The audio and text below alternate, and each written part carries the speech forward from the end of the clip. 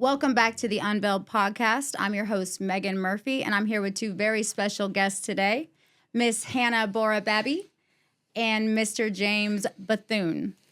How are you guys? Oh, we're loving this already. Doing great. So excited to be here. Yes.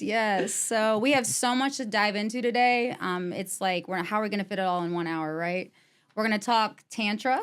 We're also going to talk a little bit about the nervous system and how James can help us regulate that.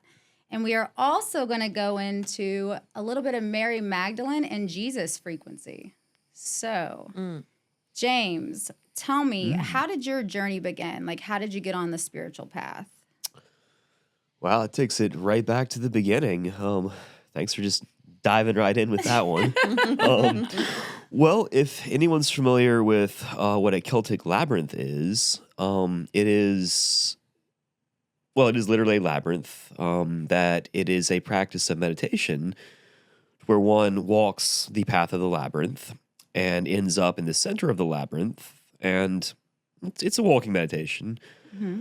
I first did one when I was 11, already having deep interest in spirituality and especially more esoteric practices through my mother. My experience in the Celtic labyrinth was profound. I felt connected to, I guess what I felt was God, the universe. Just felt an immense sense of connection, and really that stands out in my mind as a formative moment. Yeah.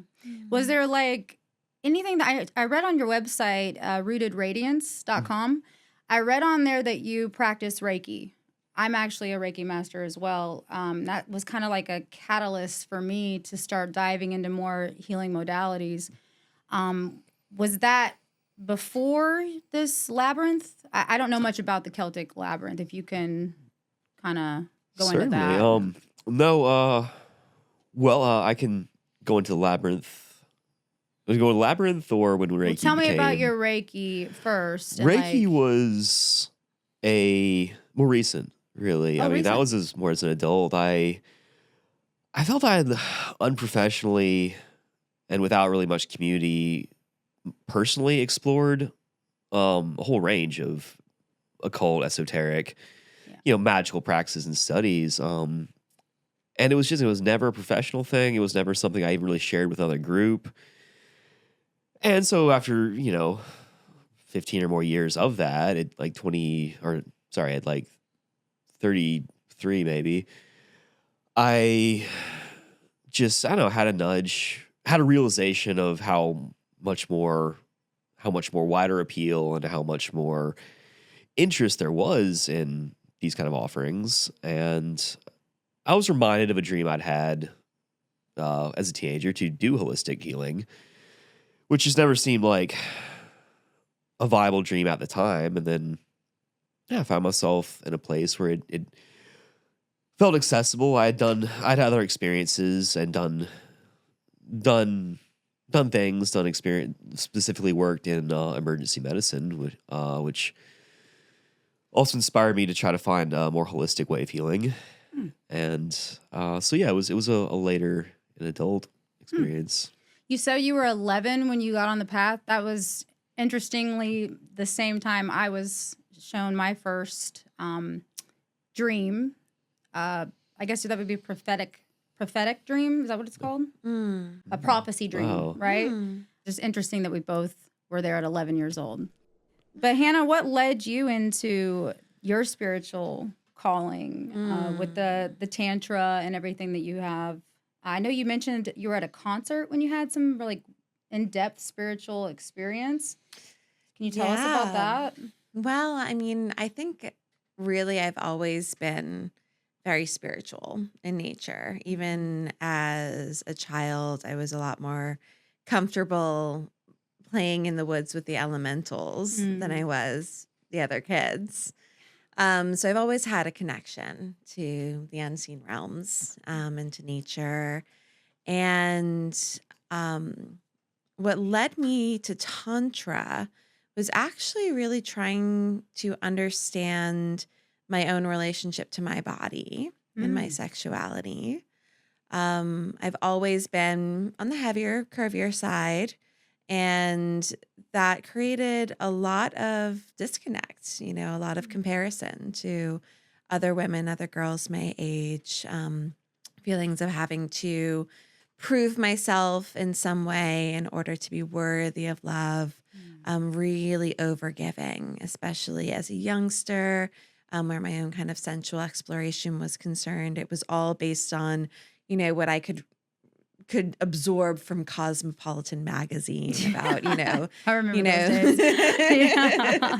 So the best way to give a good BJ. And so it was all focused on, someone else's pleasure, someone else's fulfillment, and trying to gain love through that lens.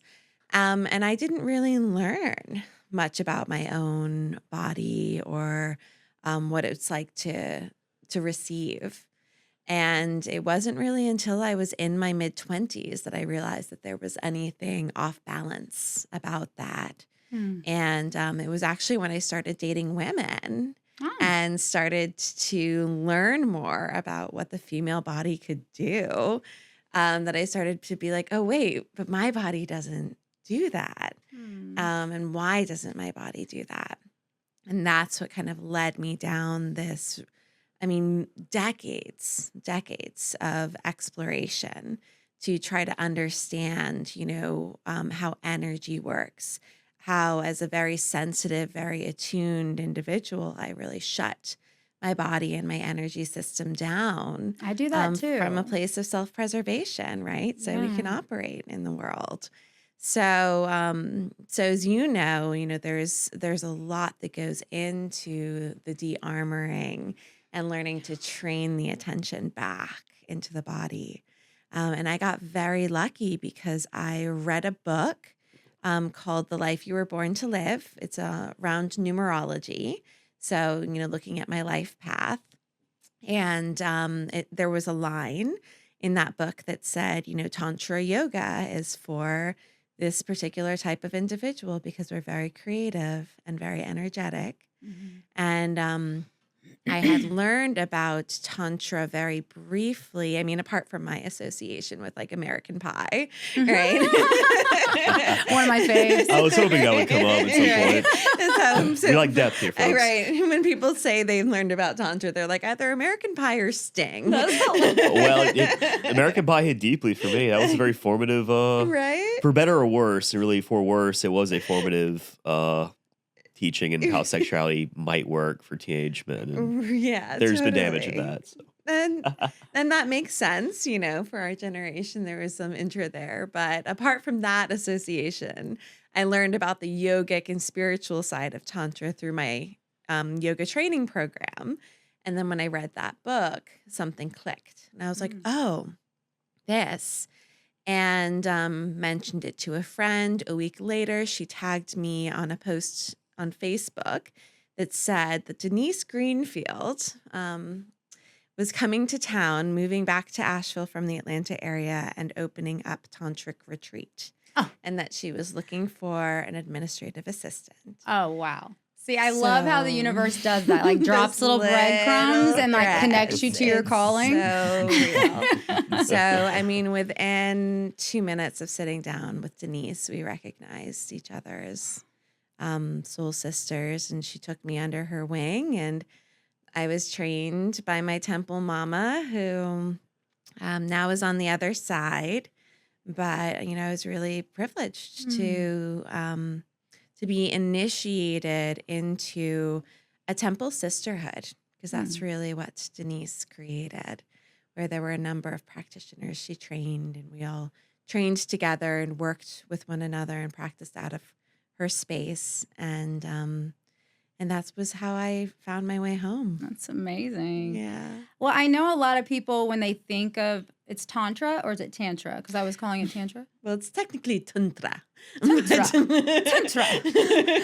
So none of us are saying it really. Yeah. I None of us say are saying it Tantra. Well, I'll just say whatever feels right at the time. I think that's the best think you thing. should, yeah. But I know a lot of people, including myself, associate Tantra with just about sex, right? But can you guys maybe go a little deeper with that and tell me, is there, because I know you asked me at the Sacred Roots event, you asked everybody, who all thinks that Tantra is about sex? And I was like the only one that was like, raising my hand. Everybody else went deeper. So if you guys can kind of go a little deeper on what Tantra actually is, that way people don't like run away from it or shame away from it. Because I know for myself, I've had a lot of sexual shame to where I even have painful intercourse at times. Yeah. And I think I was led to you in order to help me release that. I'm a highly sensitive person. So like when I'm watching a movie, I literally will feel like sharp pains in that area when someone gets hurt or falls or they're, anything like that. It's like I take it on, but it shows up in that area. So that tells me I'm holding a lot of baggage there, a lot of tension there. I don't know if this work kind of helps people release that. Yeah. I mean, it helps release that, but I would even say it helps to understand more what's happening energetically and figure out how to bring greater balance to the system. Okay. So when somebody asks me, what is Tantra? My response is always, it's a life path.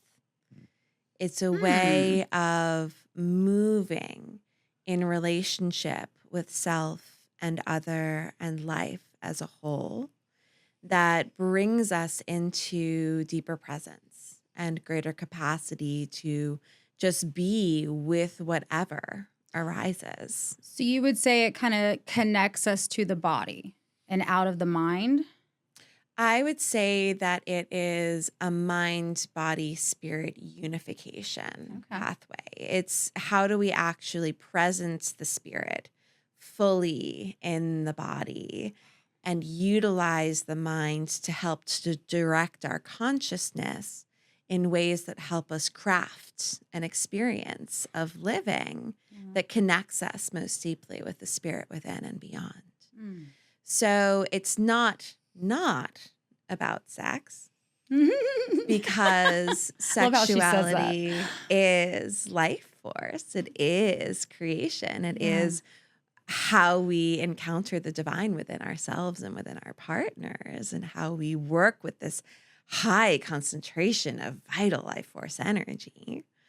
And it's not just about sex. In fact, if we look at the classical frameworks of where Tantra originated, we're talking about a series of texts that were written down after thousands of years of oral tradition was passed along around how to live in these ways.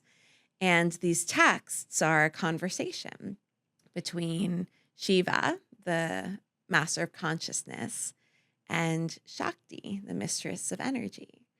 And it's them discussing the nature of reality. And of course, sexuality and sexual union is a part of that. But really, there's only one classical school of Tantra that really deals with sexuality until we get over to the Taoist practices, where their relationship with sexuality is very medical. It's very much like, you have sex at sunrise and penetrate to this ring of the vaginal canal and rotate, 6 times counterclockwise while breathing in this particular pattern in order to heal your kidneys. Like, wow. Taoism is very clinical. Yeah, very, very. Taoism's not really about passion. I didn't even know Taoism was about anything like that. I had no idea. So that's amazing. When did you guys' paths first cross? Is this a recent union or is this... I'll let you take that one, babe. Will you? That's relatively. Well, I suppose I'll answer that with I was actually her client for a year and a half. Oh. Yeah, and it's interesting how life leads you down a path. I was married for some time, and I was in a 5-year relationship that fell apart during the pandemic, and was someone I had met working in emergency medicine. And after that just fell apart, I was, once again forced to see that, okay, this is not the first time a relationship has fallen apart because of these reasons. Yeah. And I was really forced to, look at my own patterns, look at my own behaviors that are contributing to this. And what landed for me was just this realization of, like so many people, I feel there's this need or this hole of desire, or just this black hole in you that you just try to fill with any number of compulsive behaviors, or I know that too well. compulsive Don't we all? sexuality. Yeah, sex, drugs, and rock and roll pretty much is Yeah. what tries to go into the hole. And And food. And And food. food, well, That's fine. it's, Yes, sugar, sugar. Give me that sugar. I'm a sugar whore.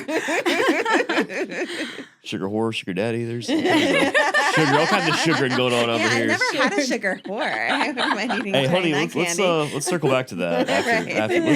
Let's circle back after this. But very much just seeing compulsive behaviors and compulsive relationship chasing as really like forced me to examine what's there, what's not being met, what's the desire like.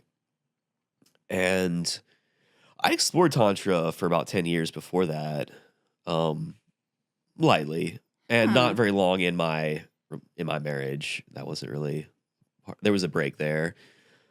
And I, in the wreckage of emotional, sexual trauma, and a need to realign my own spirituality, I was just like, wow, like that's perfect for what a Tantra practitioner could help me with. And so I went online again and looked around and found Hannah. And Tell the story of like your assumption going into our first session and Oh, what yes. shifted Well, for you. well, Yes. one thing I will say, what really drew me to her was the focus on dragons and Celtic mysteries. It was I've never seen a Tantra practitioner come at it from that angle before. And that's being so deep in my spiritual and genetic roots and traditions, is the Celtic Viking mysteries, explorations. And I just love dragons. It's just such a deep part He of is a dragon. I my, call him my dragon. so yeah, I was like, it's perfect. Mackenzie's over there giggling. Right. I mean, it was just like, look, like here's what I need, and here's this person that Can comes give it at to it me. from this angle. Yeah, it comes at this angle of what had. So yeah, so I was hooked. Going into it, it's interesting about expectations. I mentioned I had been to tantrikas for about 10 years before, on and off, and there's this. I like to say, and in this work, there's a spectrum of sex work to like spiritual work, Yeah. and it can fall somewhere in the middle. The ones I'd seen before fell pretty more heavily on a sex worker spectrum, and so not knowing any better was kind of what I expected, was something more erotic going into it. And our first session wasn't erotic at all, and it was so deep. She just went immediately to some very deep traumas and like past life associations that I hadn't spoken to at all.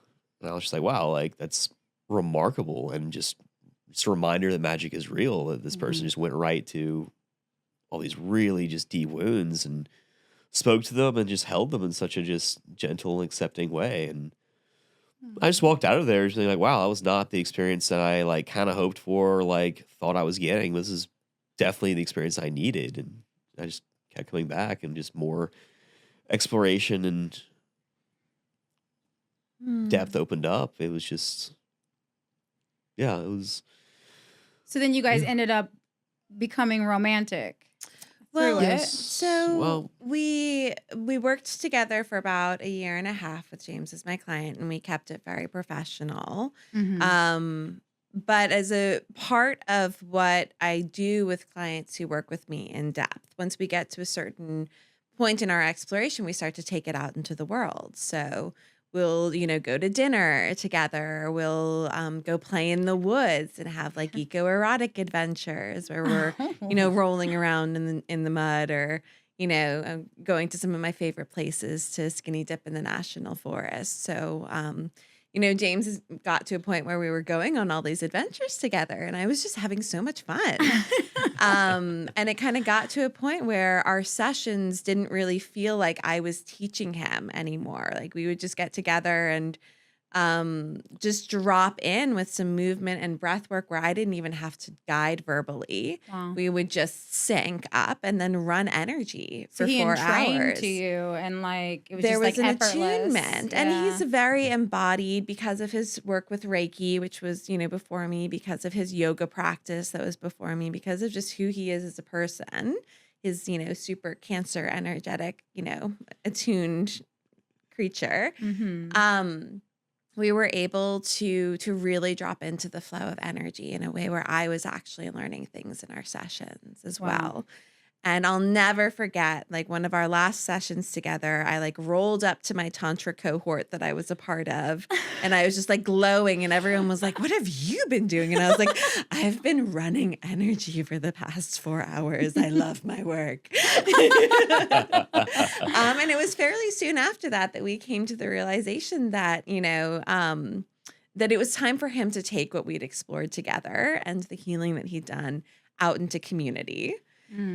So I invited him to help run the shuttle at a gathering that I was guiding. And that's when we kind of made the decision to transition into, community members and friends, right? Well, And then yeah.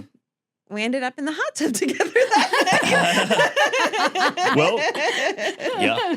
Yeah. That's great. And so he hired me to do a number of different projects after that. I helped him record his audiobook that he'd written, a fantasy sci-fi novel. Wait, what's called your book The called? *𝐼𝐸 𝐶𝐿𝐵𝐷 Oh, yeah. Yeah. There's so that. That's There's on layers. Audible. That's out there. So many layers. And then he hired me to actually cleanse, organize, and redecorate his beautiful mountain home.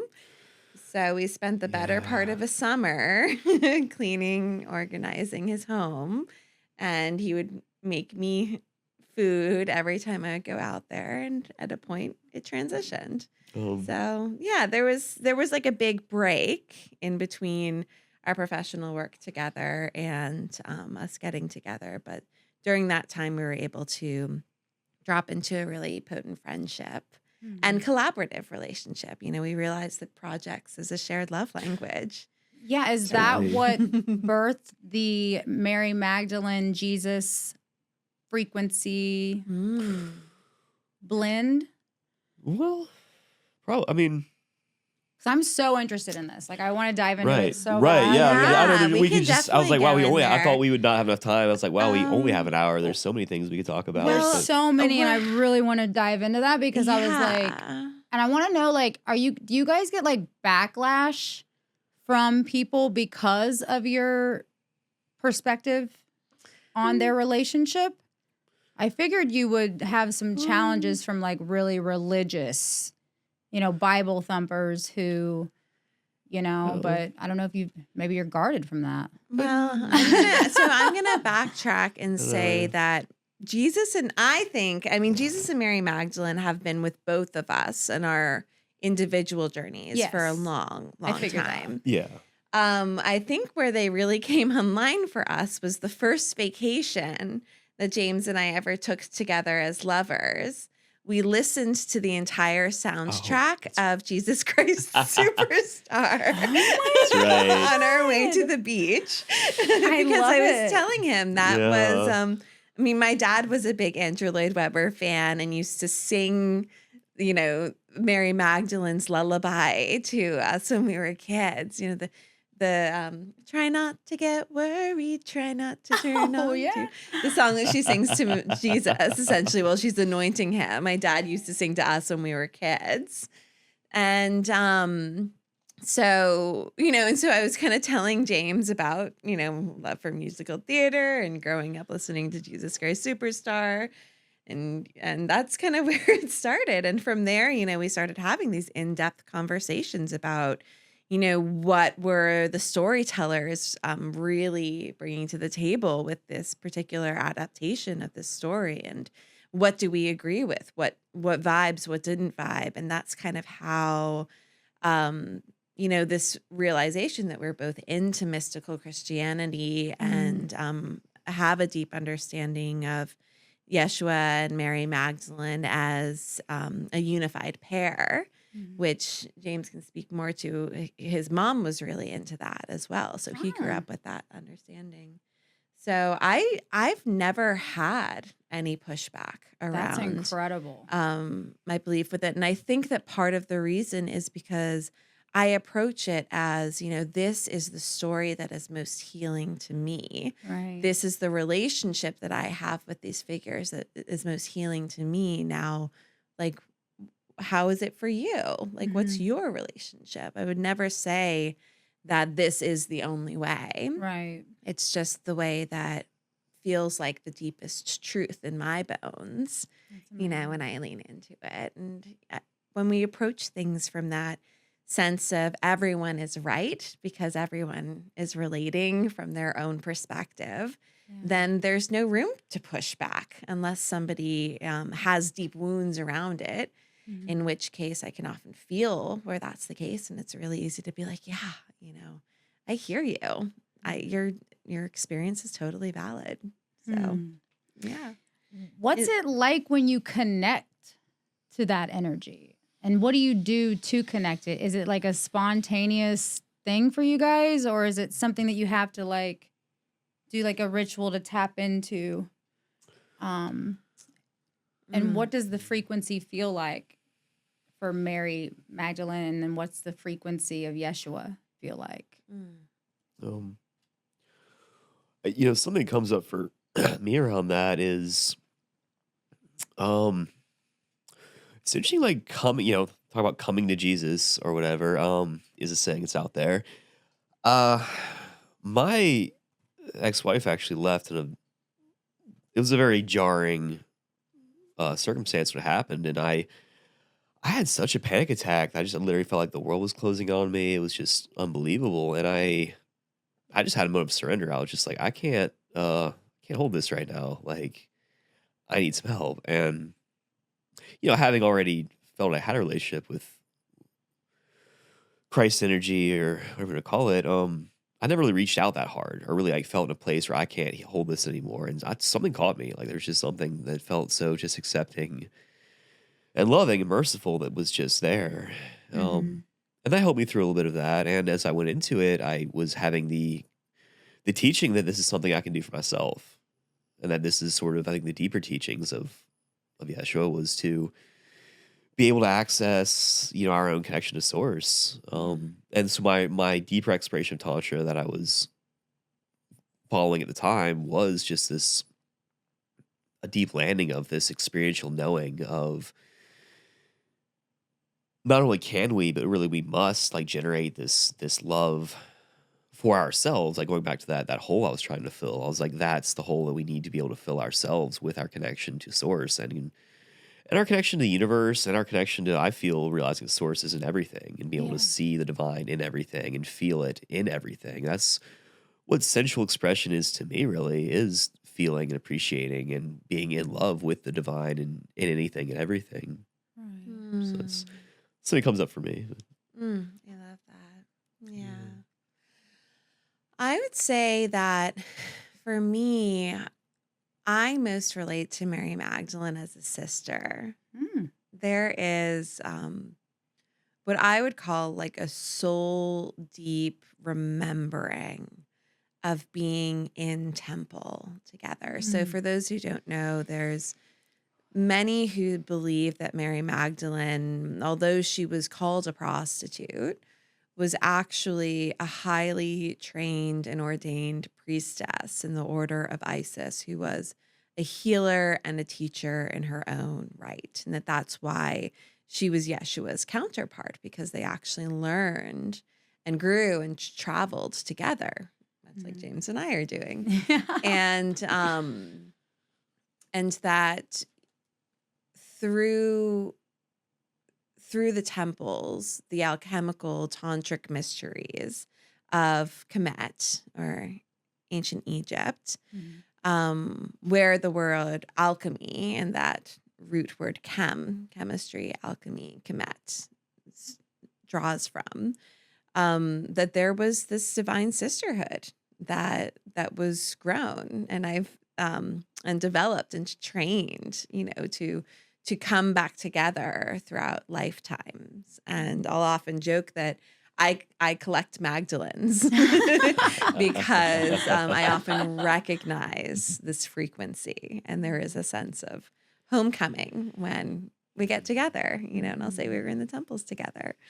So Mary Magdalene to me is both a sister. I would call her like an older sister, and a guide who I feel that I've developed the deepest relationship with her actually through my session work, because there will be moments where, I'll come up against an edge with a client and my toolbox kind of fails me.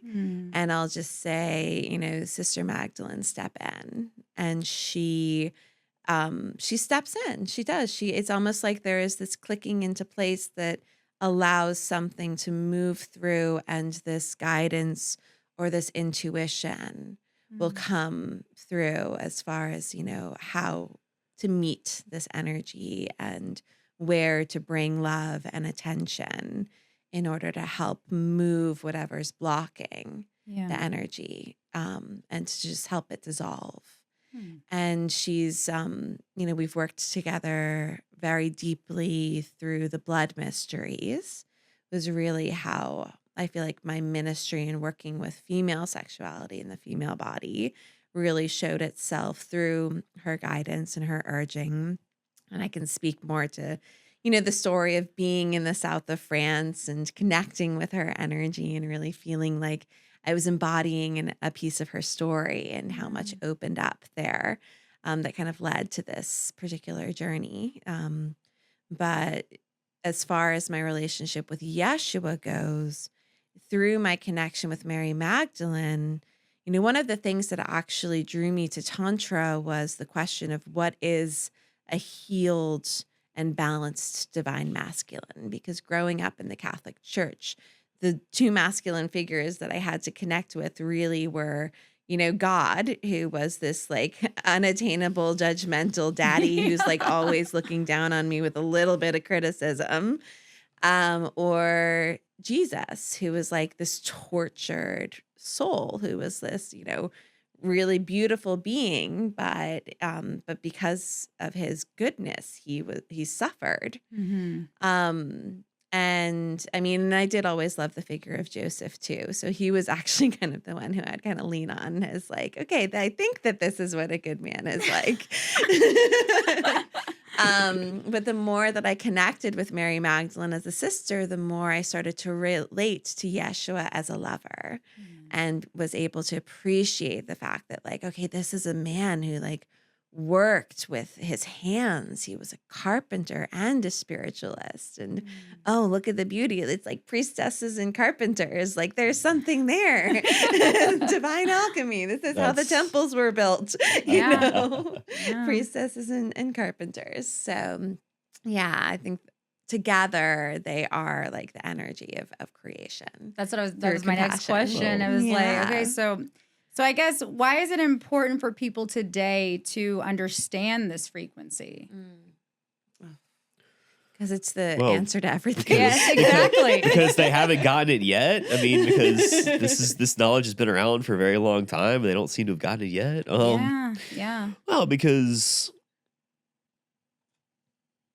oh, geez, I mean, yeah, where to start with that one? I mean, for me, it's about, the foundational tantric principle that is about the unification of polarities, the unification of opposites. So when we talk about divine union, what we're talking about is finding this sweet spot inside of ourselves where these opposing forces can come to a place of deep understanding and shared desire and shared intention. And when we can operate from that place, conflict dissolves. So, what we're seeing in our current reality is hyper polarization. Mm-hmm. And we can get into, whether that's an accident or whether that's being intentionally cultivated. But in my mind, Tantric Christianity, the true meeting and melding through a heart of compassion within a container of clear boundaries, right? Mm-hmm. Because we need those boundaries in order to be able to be really open-hearted, because we have to love ourselves to love others. Then I think that the healing potential there and the potential to resolve conflict and come to a creative path that will lead to solving everything from environmental issues to socio-political issues to economic issues. If we can start to approach things from this holistic mindset, then there's nothing that we can't heal as long as people are willing to come together. And in order to come together, we have to learn how to resolve our conflicts and find a middle path. And to me, that's what they teach, is that middle path. Is there anything you would want to add to that, Pips? Go ahead. Oh well, a lot could be added. What's to come up right now is I guess themes around masculinity. Yeah. Because I'm super masculine and I'm trying to be more in my feminine. So yeah, please elaborate on it. Well, It's look out at of our balance. everything's out of balance. It's a masculine in our culture. Like look at our examples of masculinity or lack thereof. I feel like there's an extreme imbalance of. Okay, if the examples of masculinity we have are essentially a spectrum of Aaron Tate to Governor Newsom, I mean, this is not good. Like, these is just like all these are unbelievably unrealistic spectrums of masculinity. We talk about masculinity, I guess I'm referring to it is an ability to lead. It is an ability to be linear and directional. I think some of our belief around the masculine feminine dynamic is the feminine, would you say, is the ideas, and the masculine is the drive to make it happen. Yeah, I mean, I tend to think of it like, the feminine has a vision and the masculine helps to create the structure to bring that vision through. And so that's one way of looking at it. You can also flip we're it. Quickly, and say we can slice and dice this a bunch. But what I'm trying to say is we need, our culture, men especially, and really women too, need an example of what true masculinity looks like. And like, here I am, a man saying what true masculinity looks like. But one popular character that comes to mind is, if anyone's familiar or remembers, Atticus Finch from To Kill a Mockingbird. Oh yeah. What a character of just like solidness and strength and the ability to do what's necessary. With the bit about the shooting the rabid dog, and the realization of what a hard thing that is to do. And the idea that men do hold this place of doing the hard thing sometimes, and of protecting, and of having that, protectors should feel safe. And talk about a middle path, like it's such a balance to hold of like being strong and being solid and having linear drive and being directional without running people over, and while listening and while staying connection. Like there's a polarity there that I get to dance with as a male Tantra practitioner. And the ability to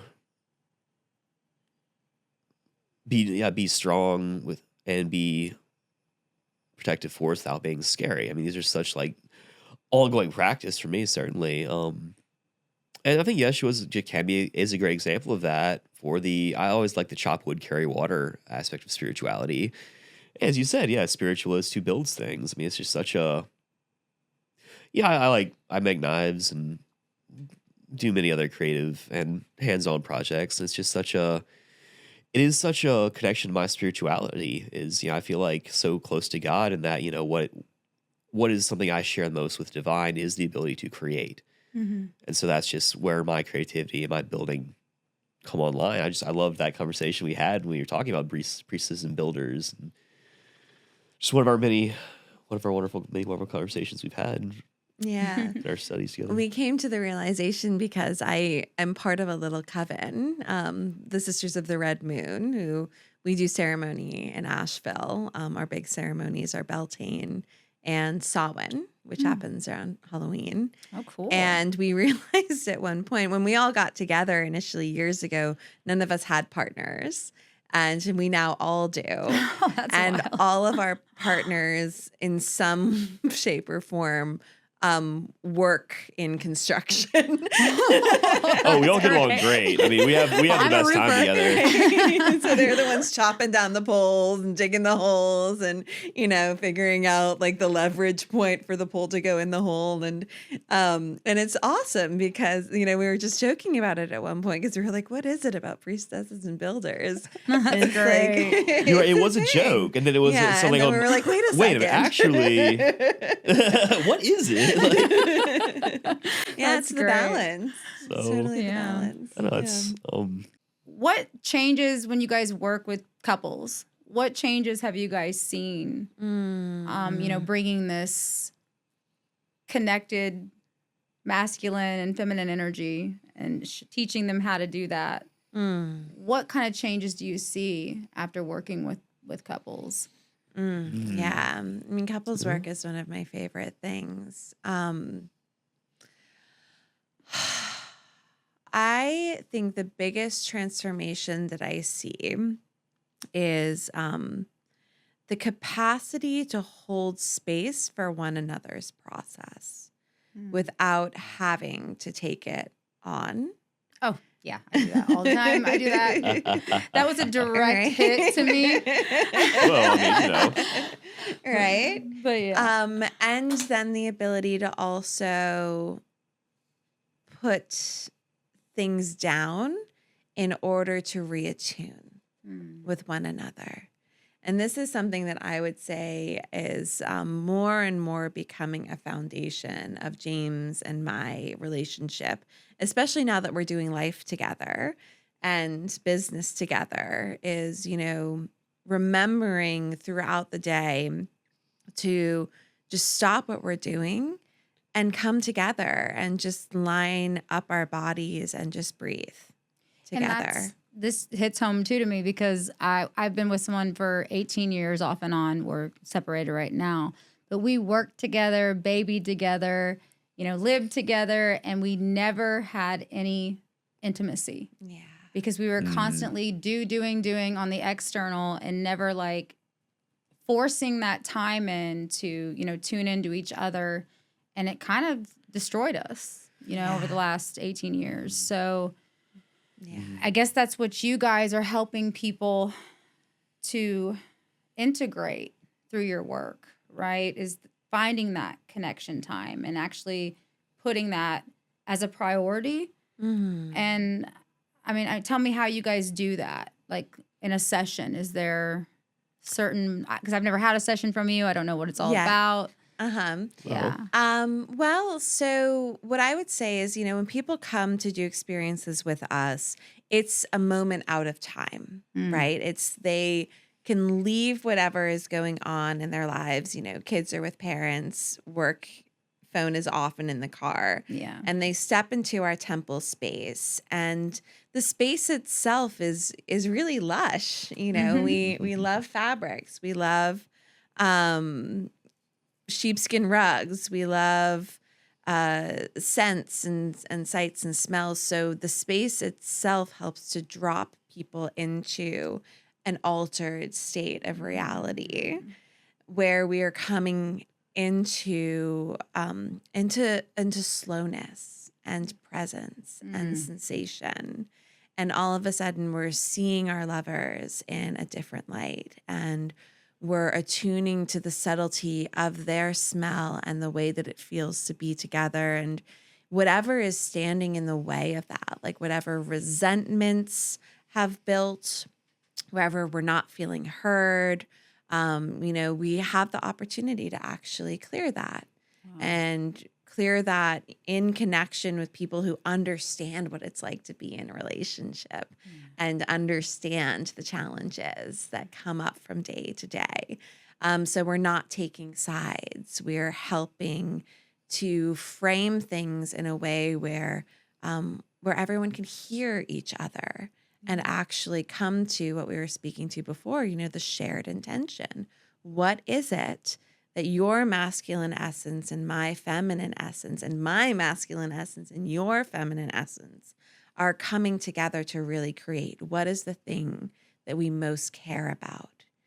And then how can everything else just orient itself around that? And how can we start to practice that in these little ways throughout the day to continue to realign with what really matters? This really is sacred stuff here, man. Like, you guys are going to be changing couples' lives for, I mean, this is insane. Like, I've never heard of anybody doing this like you are. So, wow. Thank you so much for that. So we're not going to be able to dive into the nervous system. I think now's perfectly well, probably the perfect time actually, to dive that- into the nervous That system. kind of there was a Yeah. segue I saw right there, which is just taking. It is a practice.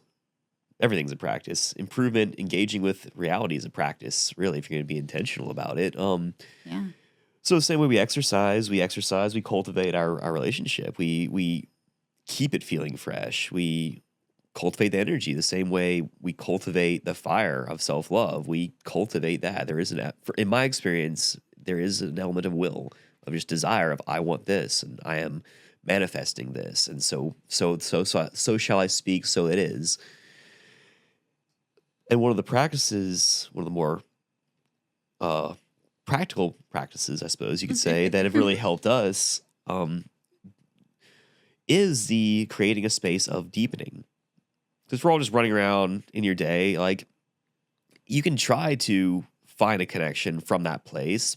And I think a lot of it is creating the depth of space. And so that's where downregulation comes in. Yes. First with self, in the same way we mirror the spiritual aspect of the self-love, we, on a physical and biochemical and mental aspect, this is where the deep breaths and just the dropping down from self first is just so life-changing.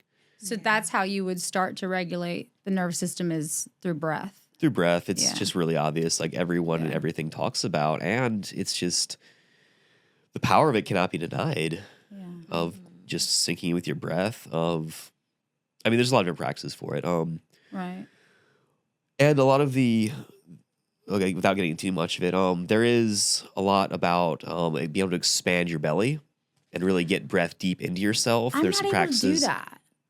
I am not able to do that. I cannot get a breath past right here. Yeah. So we have a You're very not specific alone. exercise for exactly that, which is how we start to be able to. So really practically exercises that expand the belly and relax the belly muscles, allowing for deeper breath, allows one to even be able to breathe properly or in such a way that this downregulation I'm describing is even possible. Yeah. Is that what the somatic work is? Yeah. Okay. Yeah. From a self perspective, yes. The somatic work that I do on other people resembles trigger point release, and there's guided sound and breath and movement with that. But yes, the most core concept here is self-regulation and just being able to breathe deeply into all your little pockets and diaphragms that we do have in our body. So can we not connect if we can't get that full breath? Or are there people that still are able? Because sometimes I do feel like I'm connected and breathing properly. But do we have to force ourselves into it, or do we just kind of go organically in and out of a calm nervous system? Or is it more like you have to really think about it on calming it? Or is there a way to tap in instantly? I would say it's practice. Yeah. Yeah, You it start- is a practice. You start Okay. with hard and it gets easier. Yeah. Yeah, I mean, the thing to understand is that if we can't get a deep breath in, it's because our body is in fight or flight Right. or freeze or fawn. There is a trauma response that for many of us actually becomes our way of operating. Yeah. Me. Yeah. Yeah. Same. That is my entire So, life. Yeah.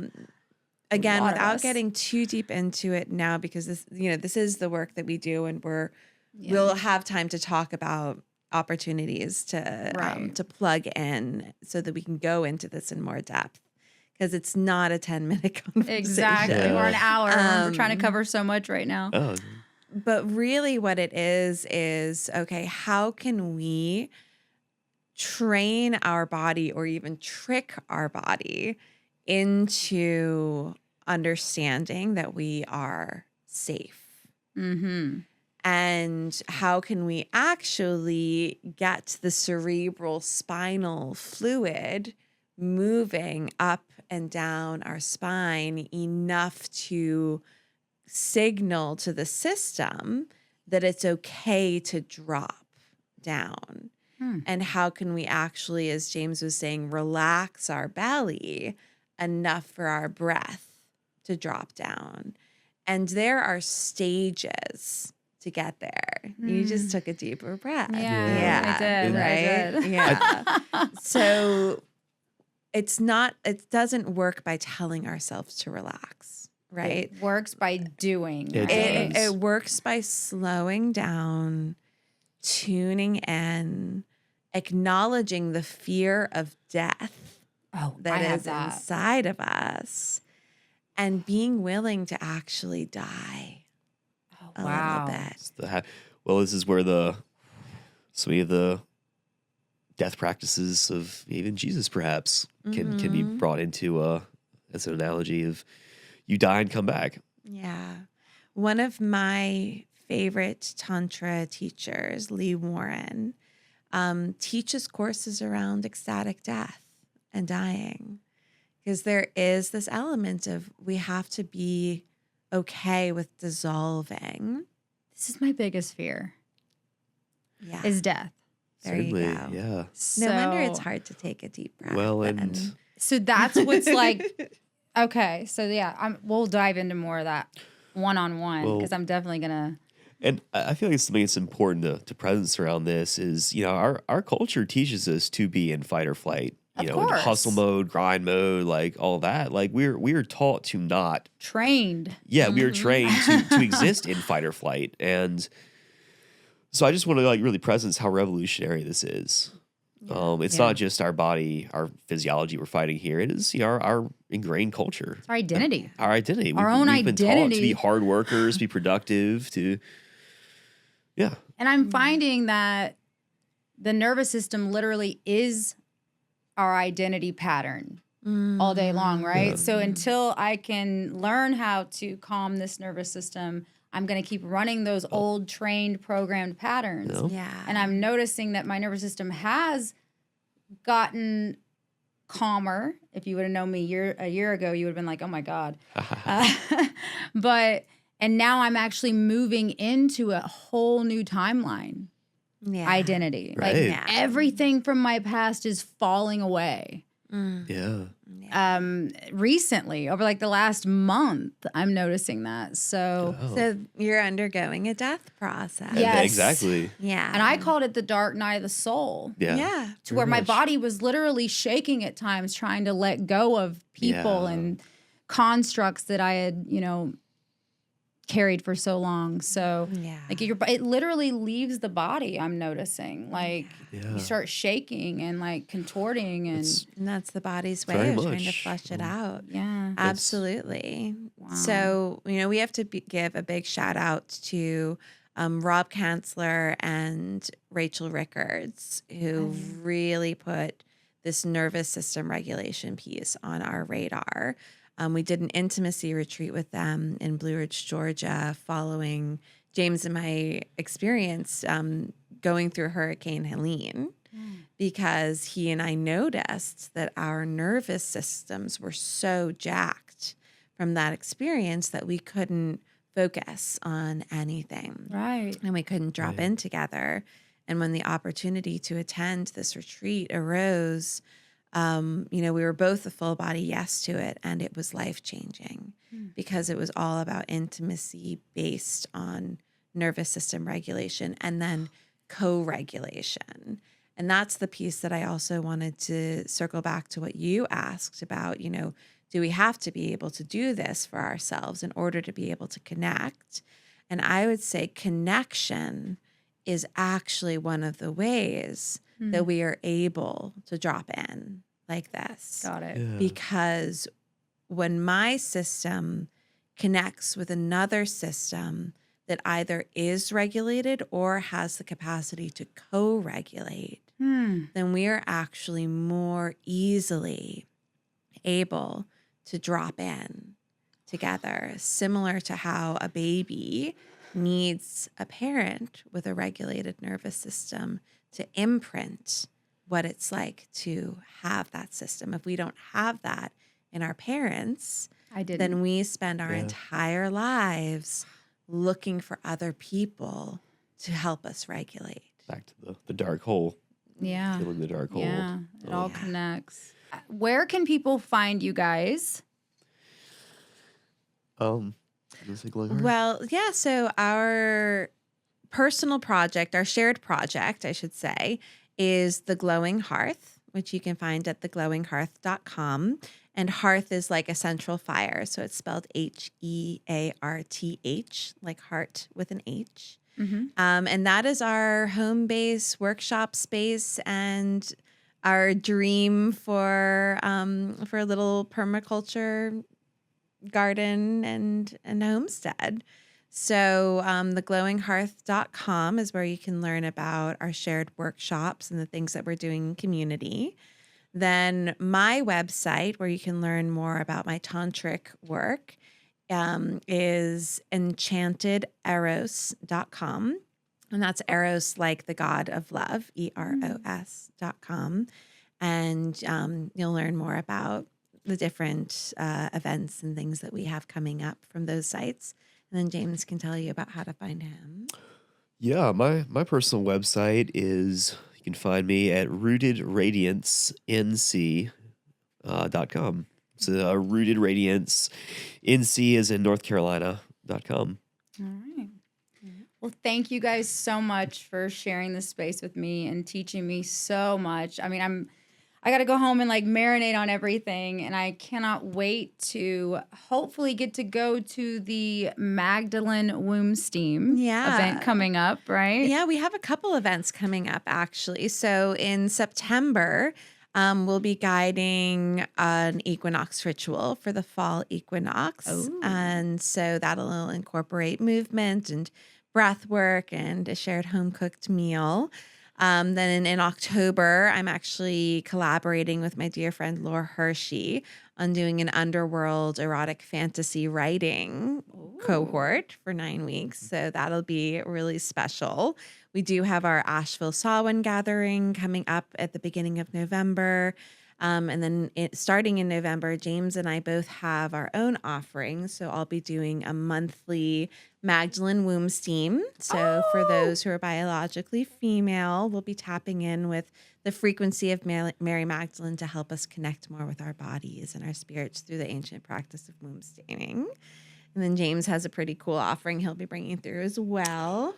I will be offering, starting in November, a twice monthly, what I'm calling a body, mind, and spirit workout session. It's ways of practicing strengthening our minds, bodies, and spirits individually and as one, and really exploring how strengthening all those together strengthens. It becomes more than the sum of its parts. It really knows exponential growth on the whole self. Yep. Amazing. I Yeah. can't wait to dive into all this. But thank you guys again so much for coming out and sharing the space with me and teaching us about how to connect with our feminine and masculine energy. I really appreciate it. Thank you so much for having us. Thank Yeah, you. what a joy. All right. Until next time, follow the frequency.